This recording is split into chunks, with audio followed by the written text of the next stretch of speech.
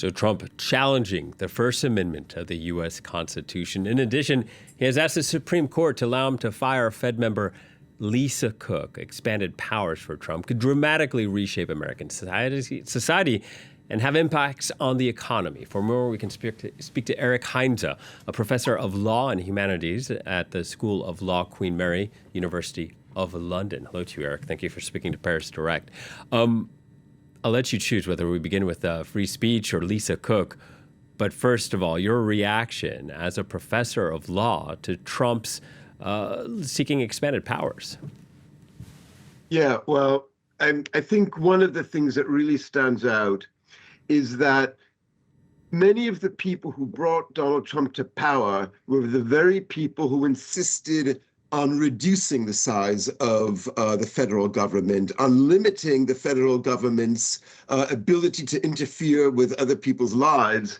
And of course, we see Trump doing exactly the opposite with his cheerleaders foursquare behind him.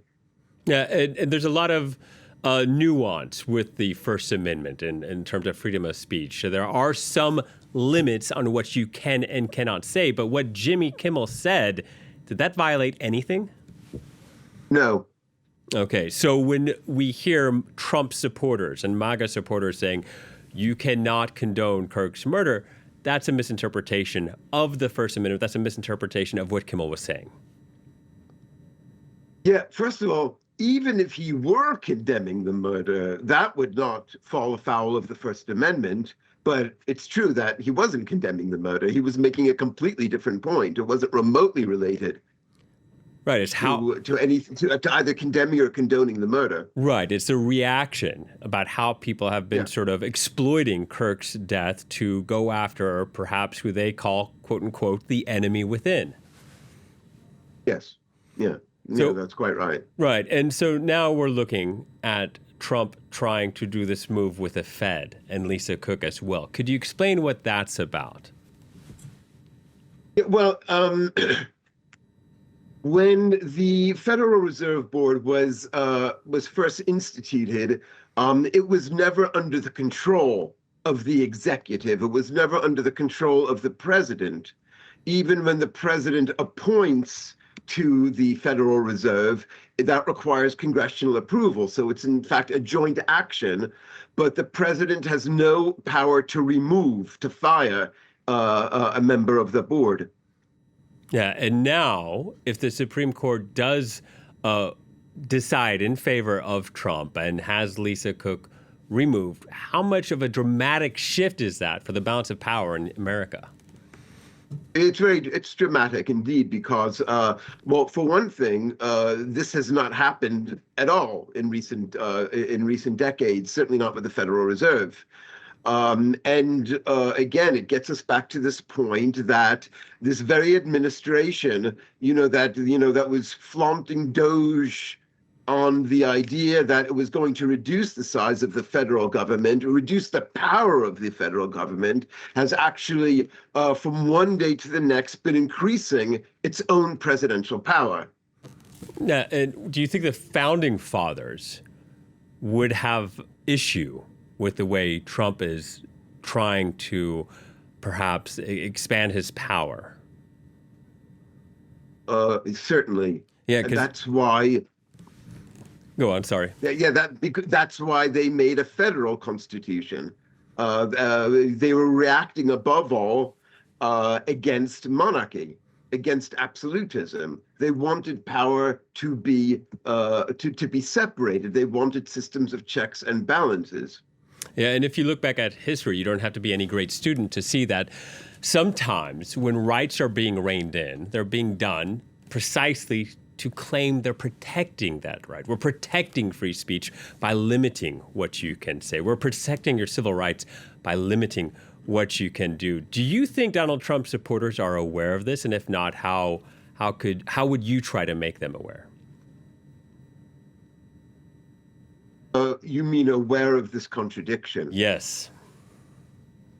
Yeah, I don't know how you mean, again, I certainly don't think that all conservatives have fallen for this.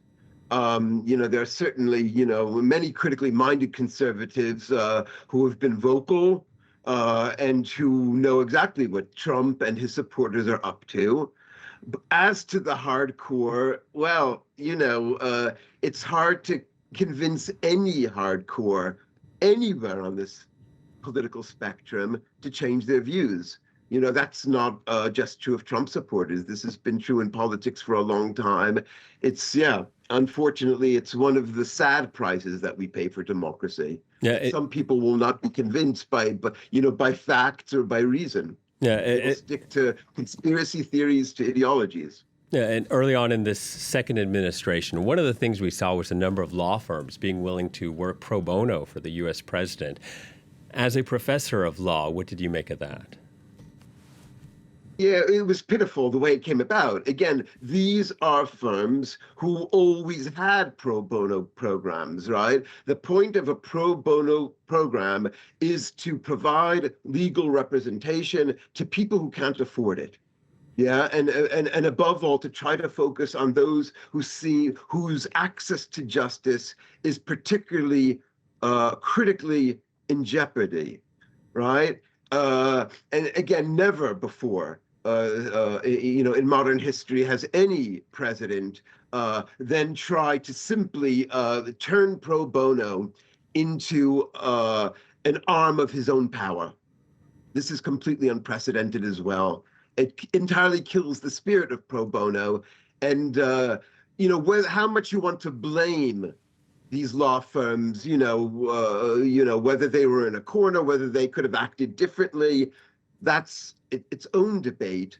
One thing is sure, it's depressing, it's sad, it's more sad news for democracy, and we're getting it every day now from the Trump administration. Yeah, and wondering if you're also getting it where you are. Donald Trump just wrapping up his state visit to Britain. One of the things he suggested to Keir Starmer was that he could use the military to stop illegal immigration. Just curious if you think that sort of attempt to expand powers and do things that might be controversial in other times, how far that spreads beyond America's borders.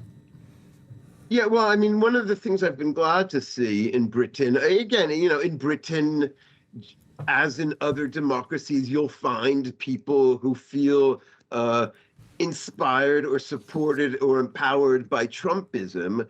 But I was very glad to see that in Britain, overwhelmingly, again, even among many conservatives, they see right through his game. They see through the manipulation. They don't think that he has any competence to be telling Britain or any other democracy what to do. Quite the contrary. I mean, right, we've seen this on free speech, not only Trump. Again, I have to insist this is not only Trump. Right, a movement like this is never just one person, and we get the same nonsense with J.D. Vance, right? Who on several occasions, has chastised Britain for free speech while almost in the same breath singing the praises of Viktor Orban. Indeed. Right, while being part of an administration which is cracking down on free speech every day, and we in Britain do know this. And Eric, we do see it. Eric, I want to thank you for your time. Thank you very much for your time. Eric Heinze, law professor, joining us from London. Thank you. Thank you very much.